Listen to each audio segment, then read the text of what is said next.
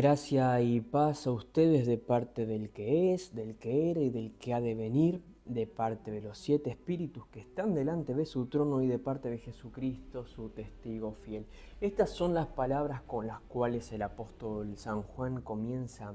eh, el libro de Apocalipsis. Son las palabras de salutación al principio en el versículo 4 del capítulo 1, y también son, considero yo, palabras apropiadas con las cuales nosotros podríamos comenzar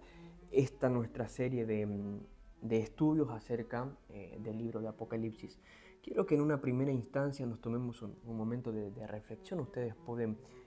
pausar este video podcast si así lo gustan. Y quiero que pensemos en conjunto qué es lo primero que se nos viene a la mente al escuchar la palabra Apocalipsis. ¿Cuáles son esas ideas recurrentes que suelen rondar en torno a esta palabra? Lo cierto es que la Iglesia a lo largo de este último tiempo se ha acostumbrado a ver con cierta rispidez este libro,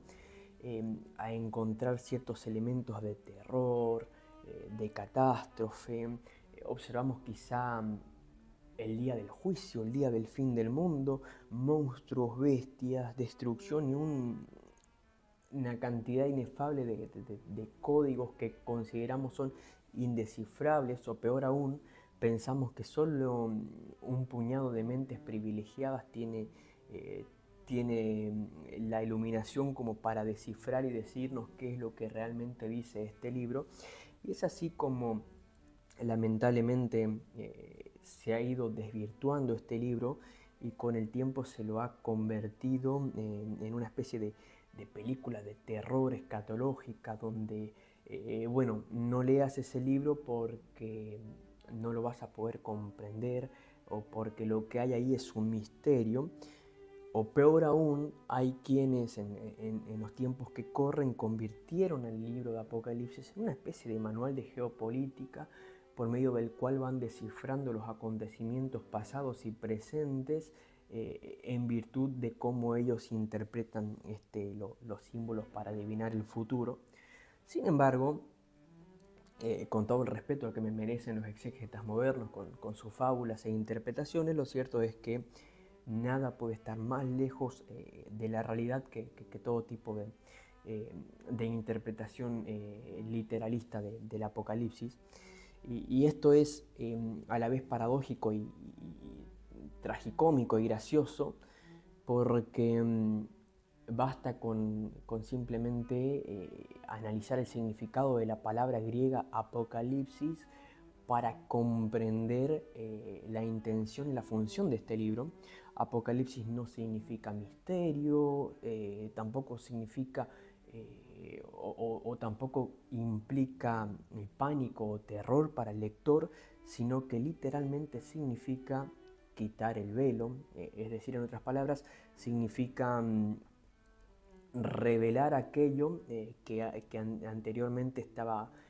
oculto, o que anteriormente estaba tapado con un velo.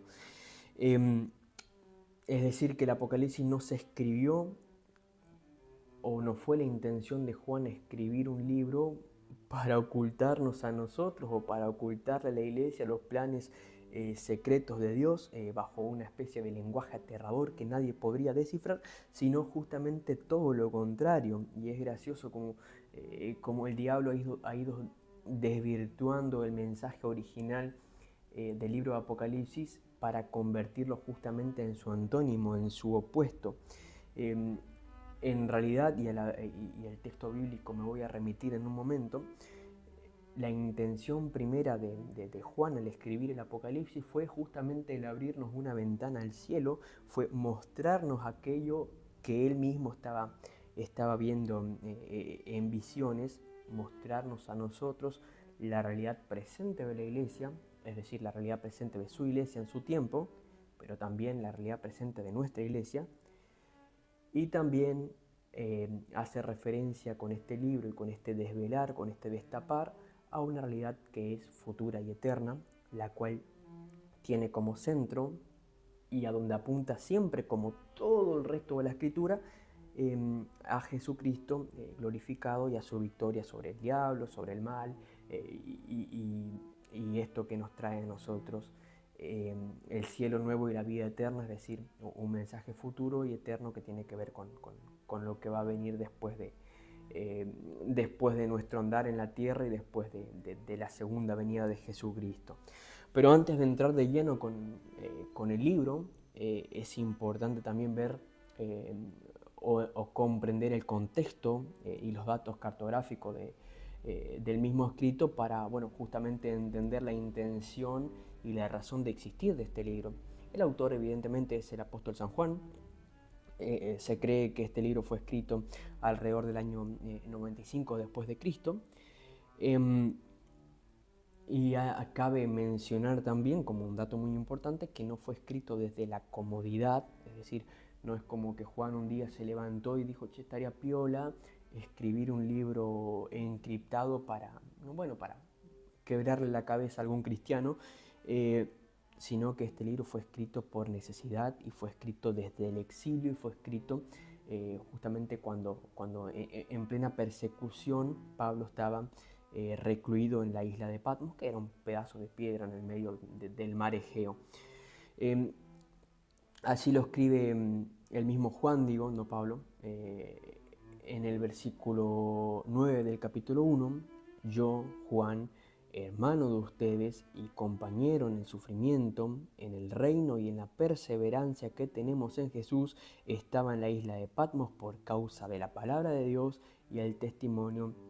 de Jesús. Como digo, es importante comprender este contexto para poder entender después el libro en su totalidad. Estamos hablando de tiempos muy oscuros, donde la iglesia era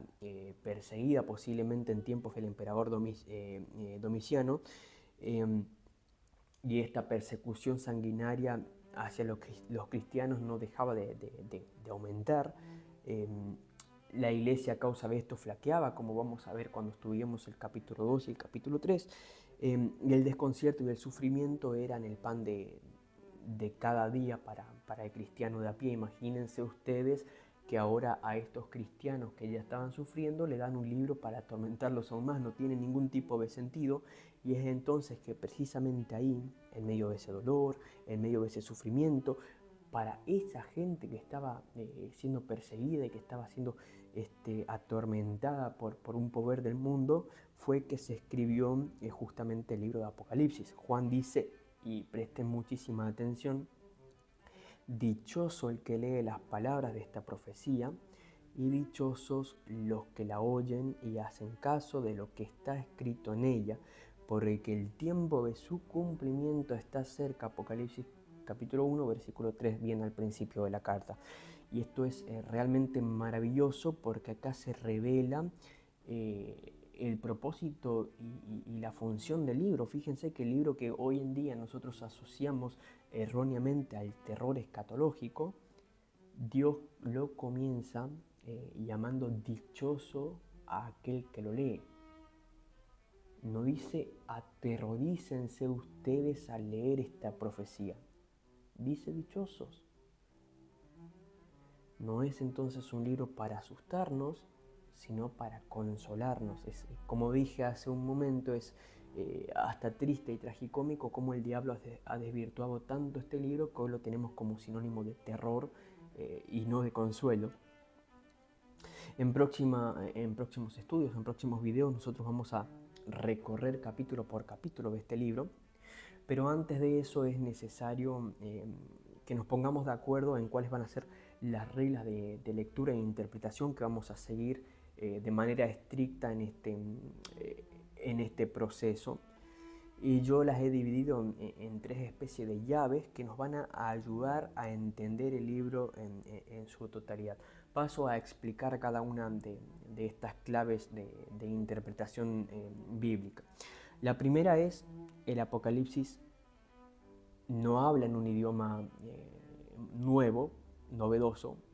Juan no se inventó un idioma para el Apocalipsis, no se inventó símbolos, sino que el Apocalipsis habla el mismo idioma que el resto de la Escritura. Esto es muy importante, como digo, Juan no se disculpen el error, Juan no se inventó absolutamente nada nuevo, sino que recapitula, vuelve a todo lo anterior, a todo el conocimiento previo que tenía él, tanto él como la iglesia cristiana en general. Fíjense sino que el Apocalipsis contiene más de 500 referencias directas a imágenes que aparecen en el Antiguo Testamento. Es decir, Juan está hablando el mismo idioma que Daniel, está hablando el mismo idioma que Ezequiel, está hablando el mismo idioma que Zacarías, el mismo idioma que el profeta Isaías. Y esto los cristianos del primer siglo lo podían comprender perfectamente. Fíjense si no, la defensa de Esteban antes de ser apedreado básicamente es una recapitulación completa por el Antiguo Testamento apuntando a Jesucristo. Y Juan hace exactamente lo mismo en el Apocalipsis. Vuelve sobre lo que ya aprendimos en el Antiguo Testamento y lo trae ahora en forma de símbolos en esta carta para apuntar y para dirigir nuestra mirada a Cristo y su gloria venidera para nuestra salvación. Estos eran, o el público objetivo de Juan era un pueblo cristiano emergente, en su mayoría judíos, como digo, que dominaban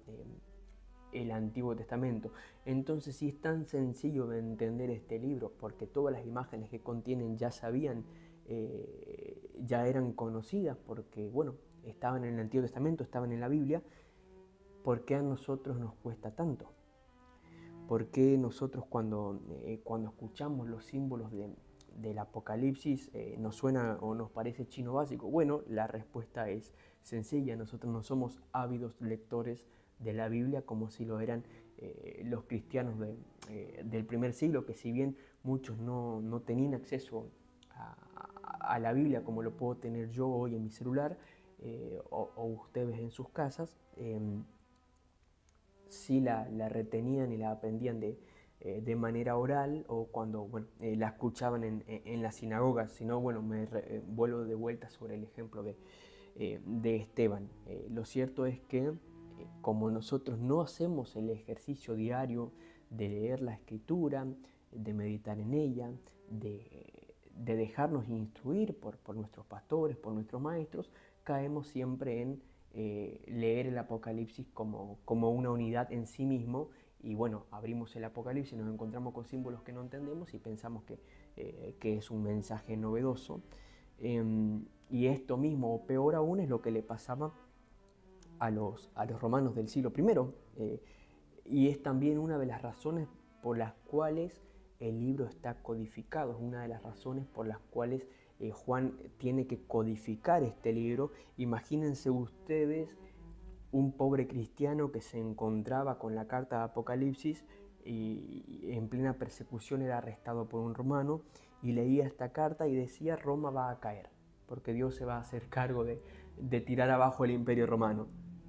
Y lo primero, lo más bello que le podía pasar a este cristiano es que lo desoye en vivo.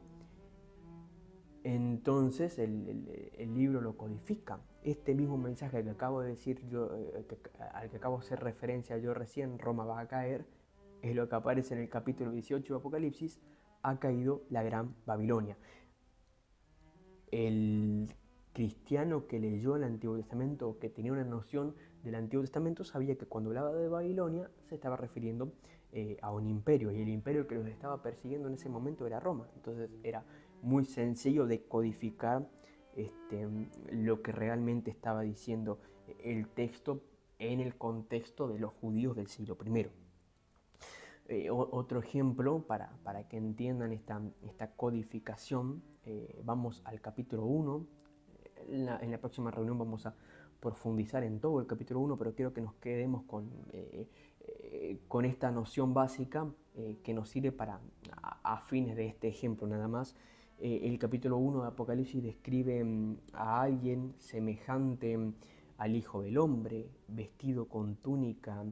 que le llegaba hasta los pies y ceñido con una banda de oro, versículo 13 del primer capítulo de Apocalipsis. Y esto no es, o acá Juan nos está inventando o nos está teniendo una alucinación extraña acerca de una especie de personaje mitológico del cual no se haya hablado en el resto de la escritura. Juan no está haciendo referencia a una especie de super saiyajin apocalíptico, sino que Juan está viendo en el cielo cumplida la visión profética de Daniel en Daniel 7:13. Daniel 7:13 dice, en esa visión nocturna vi que alguien con el aspecto de un hijo del hombre venía entre las nubes del cielo, se acercó al anciano de días, fue llevado a su presencia. Es decir, Juan toma aquello que había visto Daniel para expresar lo que él ahora estaba viendo en sus visiones. Es exactamente el mismo lenguaje del resto de la escritura. Entonces, como primera llave de interpretación, tenemos que para entender el Apocalipsis no nos sirven las fábulas o las invenciones modernas de exégetas y pastores que tenemos en nuestros días, que creen haber descifrado algo nuevo, un código que no estaba ahí, sino que simplemente para entender el Apocalipsis nos basta con poner nuestra lupa, con poner nuestra mirada en la propia escritura, en nuestras propias Biblias en casa. Esto lo podemos conectar con un principio básico de la interpretación bíblica luterana, el cual reza lo siguiente: los pasajes claros de la escritura interpretan los pasajes oscuros, y acá hay un error muy común en los exégetas modernos, especialmente los que le gustan la escatología y hacer interpretaciones raras, es que toman estos pasajes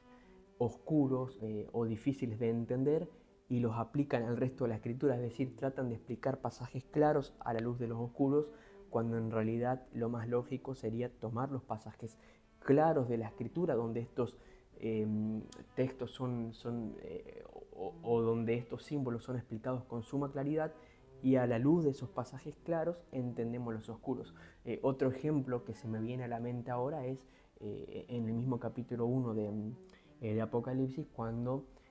Juan habla acerca de la espada de dos filos que sale de la boca de este ser semejante al Hijo del Hombre. Si leemos a Pablo poco tiempo antes, él dice que la palabra de Dios es como una espada de dos filos, es decir, te está decodificando el mensaje, te está diciendo que cuando la Biblia hable de una espada de dos filos, no es literalmente una espada que sale de la garganta de Jesús, sino que es la palabra que sale de su boca. Como se darán cuenta, una vez que entendemos o que rastreamos en el resto de la escritura de dónde viene el símbolo, es muchísimo más sencillo comprender el Apocalipsis. La segunda llave de interpretación de este libro tiene que ver justamente con la simbología, y es que un símbolo no puede bajo ningún contexto interpretarse de manera literal, y quizá este sea otro de los tropiezos más grandes de los exégetas modernos, y es que a la hora de leer las visiones proféticas del Apocalipsis lo hacen como si cada símbolo fueran una especie de bomba, la cual hay que desactivar, y hay que entender cada símbolo, aplicarlo a una situación cotidiana moderna. Entonces ven esto o buscan en la realidad tangible, en el presente y en el pasado y en los hechos históricos, están constantemente buscando marcas visibles, como pasó en la época del COVID, donde supuestamente la vacuna era la marca de la bestia. Entonces también empiezan a buscar por ahí anticristos y te dicen tal personaje histórico o tal personaje del hoy es el anticristo, o este o aquel líder político es el anticristo, etc. Estamos buscando literalmente algo que el texto lo presenta como simbólicamente.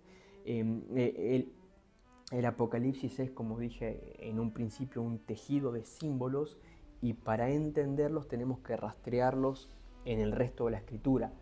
no en la historia, no en nuestra propia interpretación de los hechos actuales y de los hechos históricos, sino simplemente y solamente en la escritura. Por poner un ejemplo sencillo de entender, cuando aparece el número 7, el cual es muy recurrente no solo en el Apocalipsis, sino en toda la Escritura, nosotros no estamos contando literalmente 7 unidades de algo. Si hablo de 7 sellos, no son literalmente 7 sellos, valga la redundancia, sino que estamos contemplando lo que bíblicamente se entiende como la plenitud o la perfección de algo. El 7 viene siendo el número perfecto. Muchos exégetas y pastores entienden el 7 como la suma de lo divino, es decir, la Trinidad, más lo humano por los 4 puntos cardinales, es decir, 4 más 3, 7, entonces tenemos la plenitud del todo. Si bien esto no es estrictamente bíblico, lleva a algo que sí es bíblico, y es que el 7 representa siempre en la Biblia la totalidad de algo. Por ejemplo, cuando el día séptimo Dios descansó, lo que nos está diciendo el texto es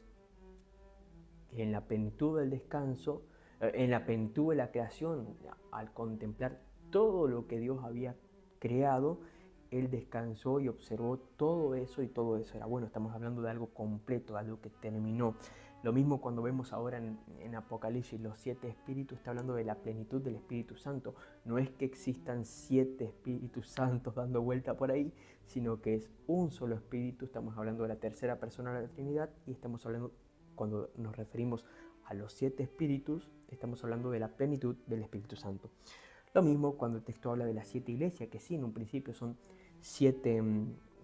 iglesias locales del tiempo de Juan, también estamos hablando en un modo general de la totalidad de la iglesia cristiana.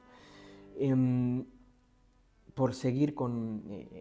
otro ejemplo, que también cuando lleguemos al capítulo 5 de Apocalipsis lo vamos a estudiar en profundidad, el texto nos dice: mira, el león de la tribu de Judá ha vencido, Apocalipsis 5:5. Pero cuando Juan se da vuelta para ver a este león que venció, ¿qué es lo que termina viendo? Ya no ve un león, sino que ahora ve, como dice el versículo 6, un cordero que estaba de pie, pero que parecía haber sido sacrificado. Acá no estamos buscando ni un león, tampoco estamos buscando un cordero, sino que acá se nos presenta a ambos en la misma persona de Cristo. Ese león, pero no porque se parezca a un león como el de Narnia, sino que es un león porque venció como león, pero también es un cordero porque es manso y porque fue sacrificado en la cruz por cada uno de nosotros. No tendría ningún tipo de sentido leer el Apocalipsis de manera literal, cuando el libro es evidentemente un libro simbólico. Los símbolos están ahí, y están ahí para transmitirnos a nosotros de manera clara y de manera sencilla verdades que son eternas. Y esto lo hace, como digo, con imágenes sencillas, así como Jesucristo enseñaba en su tiempo. No están los símbolos puestos para que nosotros los reinterpretemos a nuestro gusto y placer, para que calculemos fechas, para que busquemos leones por todos lados y bestias y marcas, sino que están ahí para revelarnos la realidad que tenemos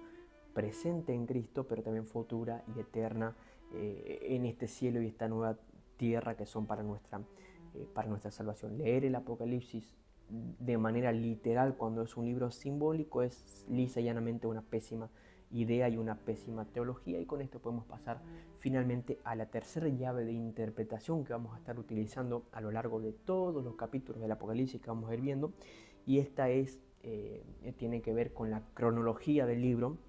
Y es que no estamos hablando de una novela de Shakespeare, no estamos hablando de un libro que se lee de manera lineal, capítulo 1, capítulo 2, capítulo 3, sino que estamos hablando de un espejo cíclico. Ahora me explico, porque muchas veces nosotros leemos el Apocalipsis y pensamos que hay acá un orden cronológico, pensamos que el capítulo 6 narra eventos que van estrictamente antes del capítulo 11 y que el capítulo 11 va antes del 20, porque el 11 numéricamente está antes del 20, como si fuese una línea de tiempo cronológica, pero lo cierto es que el libro del Apocalipsis bajo ningún contexto funciona así, sino que el Apocalipsis funciona como una serie de visiones de Juan que se superponen la una a la otra. Son como ciclos que se repiten una y otra vez, y esto nos da a entender que que esto es algo que pasa en nuestro presente, que pasó en el presente de Juan y que va a seguir pasando hasta el día en el cual Cristo venga a darle cierre a esta historia con su segunda venida. Son simplemente ángulos distintos para describirnos una misma realidad. Por ejemplo, traemos un ejemplo de vuelta del libro de Apocalipsis. Apocalipsis capítulo 6 nos habla acerca del sexto sello propiamente, y también el Apocalipsis 11 nos habla acerca de la séptima trompeta, pero ambos, tanto el sexto sello de Apocalipsis 6 como la séptima trompeta, nos están hablando de exactamente lo mismo, con imágenes distintas. Nos están mostrando escenas del juicio final y del triunfo absoluto de Cristo sobre el mal y sobre el diablo. Es decir, que el libro avanza en una especie de espiral donde Dios nos muestra el sufrimiento de la iglesia del primer siglo, el sufrimiento actual de la iglesia y de nuestra realidad actual como cristianos, pero inmediatamente nos enseña al final de todo este ciclo de sufrimiento y de persecución y de realidades distintas que fue pasando la iglesia, pero que al mismo tiempo son realidades tristes, nos muestra inmediatamente después de esto y nos enseña inmediatamente después de esto el triunfo eterno de Jesucristo, recordándonos una y otra vez cómo es que termina la historia. Un profesor mío, cuando explicaba Apocalipsis, ya sean devocionales como en estudios bíblicos, lo que hacía era hablar del final de una película. A nadie le gusta que le cuenten el final de una película. Es horrible los spoilers. Creo que yo soy la única persona sobre el planeta Tierra que disfruta de saber lo que va a pasar en la película antes de verla, pero generalmente a la gente eso no le gusta. Ahora, eso no pasa cuando hablamos de nuestro propio final, del final de los tiempos, y qué bueno y qué lindo es saber cómo termina la historia, y el Apocalipsis tiene justamente esa función: contarnos que después del sufrimiento, que después de la persecución, que después de todos los males, viene Cristo y triunfa, y nosotros triunfamos juntamente con Él. Para ir cerrando, quiero hablarles acerca del Apocalipsis como libro, como literatura, y bueno, remitir a los tres géneros a los cuales responde el libro de Apocalipsis. Evidentemente responde a muchos más géneros literarios, pero yo me quiero concentrar en tres géneros literarios del Apocalipsis como libro, que nos van a servir para entender cómo hay que analizarlo, y lo vamos a hacer a partir de estas tres dimensiones. La primera dimensión, o el primer género literario del cual vamos a estar hablando, del cual estamos hablando, es el género apocalíptico, valga la redundancia, y es un libro apocalíptico porque usa lenguaje apocalíptico, lenguaje de visiones, de criaturas celestiales, tiene este carácter casi cósmico, podríamos decir, o por lo menos las catástrofes son a nivel mundial, pero todo esto, o toda esta simbología, o todo este lenguaje que utilizan propiamente del género apocalíptico, que surge paradójicamente del propio libro, están ahí no para asustarnos, como dije en un principio, sino para recordarnos que la historia humana tiene un fin, que Dios tiene el control de todas las cosas que sucedieron, que suceden y que van a suceder, y que nosotros no estamos, si bien hoy parece que estuviésemos manejados por los poderes de este mundo, lo cierto es que no estamos manejados por estos poderes, sino que el que tiene el control de todas las cosas, o los que tienen el control de todas las cosas, son las cortes celestiales, es decir, Dios en la Santísima Trinidad. El segundo género literario, o podríamos decir la segunda dimensión del libro de Apocalipsis, es profético. Sí, puede parecer lo mismo que apocalíptico, pero no lo es, porque en profético me refiero, cuando digo profético, no a la profecía apocalíptica, sino profético a la función profética del profeta. Es decir, que el libro no se limita simplemente a enseñarnos las cosas futuras en este género apocalíptico, sino que también es un libro que funciona como un profeta, como alguien que nos advierte a nosotros acerca de lo que sucede en nuestro presente. Vamos a verlo la semana que viene, si no la otra, con el capítulo 2 y 3, cuando habla acerca de las cartas a las iglesias. Y al mostrarnos la realidad de la iglesia del tiempo de Juan, pero también de la iglesia de nuestros tiempos, nos llama esencialmente a tres cosas: a la obediencia, al arrepentimiento y a la fidelidad. Y esto también es muy recurrente en el libro del Apocalipsis. Nos confronta con palabras muy duras por nuestro pecado, por nuestra negligencia, por cómo somos igual que la iglesia de Efeso en muchos casos. Recuerden de dónde han caído y arrepiéntanse, dice Apocalipsis 2.5, y nos disciplina porque Dios nos ama, o tiene un lenguaje en este sentido en Apocalipsis 3.19. Es decir, que el libro, como dije en un principio, aparte de servirnos como un mensaje de consuelo y de esperanza que nos anuncia el fin de los tiempos y lo que va a suceder en nuestro beneficio, lo que ya sucede en nuestro beneficio, también sirve como un profeta que nos advierte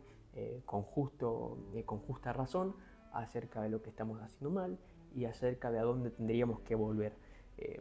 De nuevo, como dije en un principio, lo vuelvo a repetir ahora, es en todo sentido un libro muy similar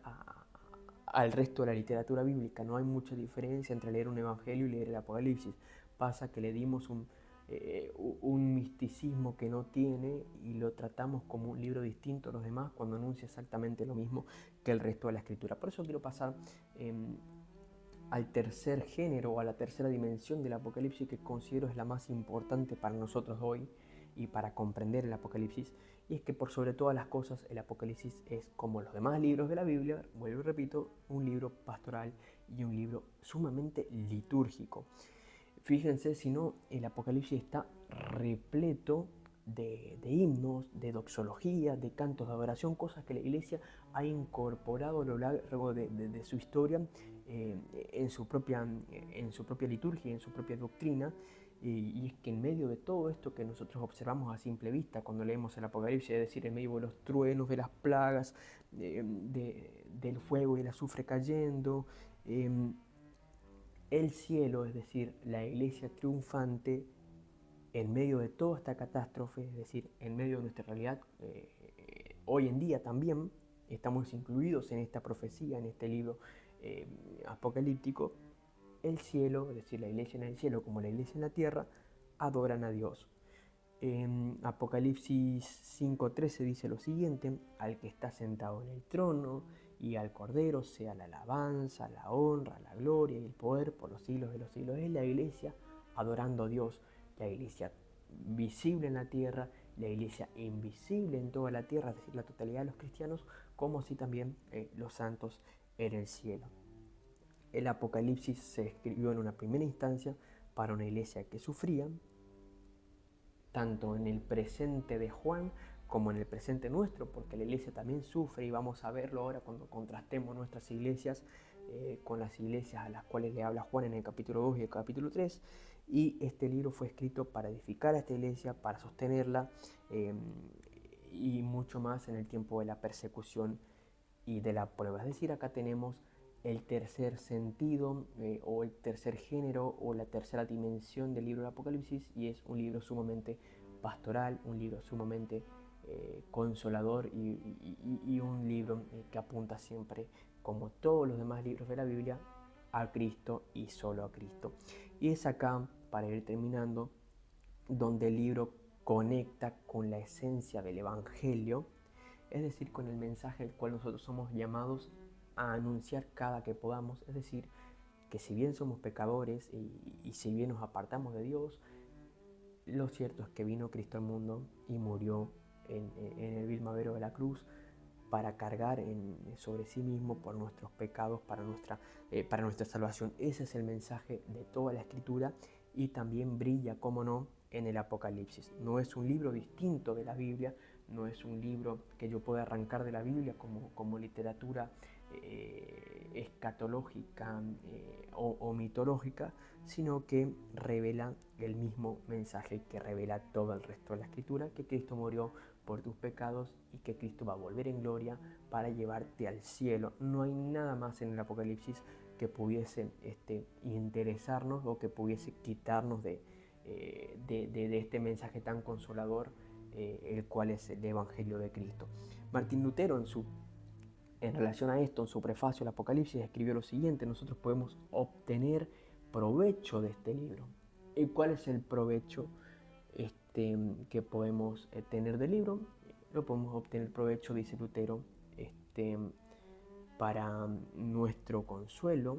Podemos estar seguros de que ni poder alguno, ni mentira, ni sufrimiento podrán reprimir a la cristiandad, sino que al final esta, es decir, la cristiandad, vencerá junto con Cristo. Esto creo que las palabras de Lutero son un resumen perfecto de lo que es o de lo que un cristiano tiene que buscar y lo que un cristiano puede encontrar en el Apocalipsis. Siempre que busquemos algo distinto, que busquemos un mensaje acerca de, qué sé yo, del pueblo de Israel hoy y el anticristo hoy, si es Donald Trump, si es Netanyahu, si es o buscar marcas de la bestia en cosas visibles como una vacuna. Bueno, siempre que hagamos esto, lo que estamos haciendo es separar nuestra mirada del Cristo glorificado y poner nuestra mirada en cosas circundantes que nada tienen que ver con la intención de Juan y la intención de Dios cuando se escribió este libro. Y la verdad es un descanso muy grande saber conocer esta realidad, ser conscientes de esto. Muchas veces miramos nuestra realidad actual. A mí me pasa mucho y sé que a muchos cristianos o que muchos cristianos viven la misma realidad que vivo yo, y es que existe un desconcierto en la iglesia actual como existía en el tiempo de Juan. Quizás no somos perseguidos por el imperio romano, pero miramos a nuestro alrededor y hay una decadencia moral, hay indiferencia, hay falta de fe, vemos nuestros templos vacíos, y vemos nuestras propias miserias y nuestras propias flaquezas y sentimos que la iglesia está perdiendo la batalla, como también habrán sentido los cristianos en el primer siglo. Y lo cierto es que el Apocalipsis está ahí como un libro que sirve para recordarnos que la historia, o que nuestra historia no está en manos de las bestias, no está en manos de los imperios que emergen de la tierra o del mar, como dice Apocalipsis, sino que la historia nuestra está en las manos heridas del Cordero, en las manos de Cristo, y que Cristo abraza a su iglesia como nos abraza a cada uno de nosotros, y que a pesar de las plagas venideras y de las plagas presentes y de las plagas pasadas, a pesar de los sellos que se rompen, a pesar de las pruebas por las cuales tenemos que transitar nosotros individualmente como cristianos, pero también la iglesia debe atravesar, a pesar de todo esto, Cristo reina, y Cristo está con nosotros y lo va a estar en gloria el día de mañana. El problema, como digo, de asustarnos con estas imágenes del Apocalipsis es que, vuelvo y repito, nos olvidamos de contemplar o apartamos nuestra mirada de la belleza y de la soberanía que tiene Cristo por sobre su iglesia y para con cada uno de nosotros. Olvidamos que el veredicto final ya fue dictado, es decir, el spoiler de esa película, que es nuestra película, ya fue anunciado, ya fue contado, y Cristo lo dice en Juan 16:33: yo he vencido al mundo. Fin. Apocalipsis es solamente el anuncio y el anticipo de esta verdad. Ahora bien, para próximas reuniones, para próximos estudios, vamos a estar viendo de manera detallada cada uno de los capítulos del Apocalipsis. Armé una estructura básica aquí que posiblemente la vaya cambiando conforme lo vea necesario, pero esencialmente vamos a ver lo siguiente. En el capítulo 1 Apocalipsis, la visión de Cristo crucificado. El capítulo 2 y 3, las palabras pastorales a las 7 iglesias. El capítulo 4 Apocalipsis, la visión del trono celestial de Cristo en el cielo. Los ciclos del juicio, que lo vemos desde el capítulo 6 hasta el 16, y esto se va repitiendo con diferentes símbolos y con diferentes imágenes. Después vemos, como dije y como anticipé hoy, la caída de los poderes del mundo, es decir, la caída de la Gran Babilonia, y finalmente lo más hermoso que encontramos en este libro, la promesa que se encuentra en toda la Escritura, la promesa de la Nueva Jerusalén, del cielo nuevo y la tierra nueva, donde Dios mismo va a enjuagar toda lágrima de nuestros ojos, como lo anunció él mismo en el Sermón del Monte. No tengamos, y quiero dejar esto a modo de conclusión y de cierre, no tengamos nosotros miedo de este libro. La idea es que lo vayamos leyendo o lo ideal sería leer el Apocalipsis como ovejas que se sientan a los pies de Cristo y que necesitan el mismo consuelo que Cristo vino a darle al mundo, que vino a darle a sus discípulos, y que solo lo podemos encontrar en Él como el buen pastor que cuida, que sostiene y que guarda a sus ovejas, que cuida, que sostiene y que guarda a su iglesia. Así como nosotros leemos cualquier evangelio, es decir, Mateo, Marcos, Lucas, Juan, buscando el consuelo de Cristo, así también es nuestro llamado hoy a leer el libro de Apocalipsis, con el mismo espíritu y con la misma necesidad de consuelo y del abrazo de Cristo, no con terror, no con pánico, no con miedo, sino con esperanza.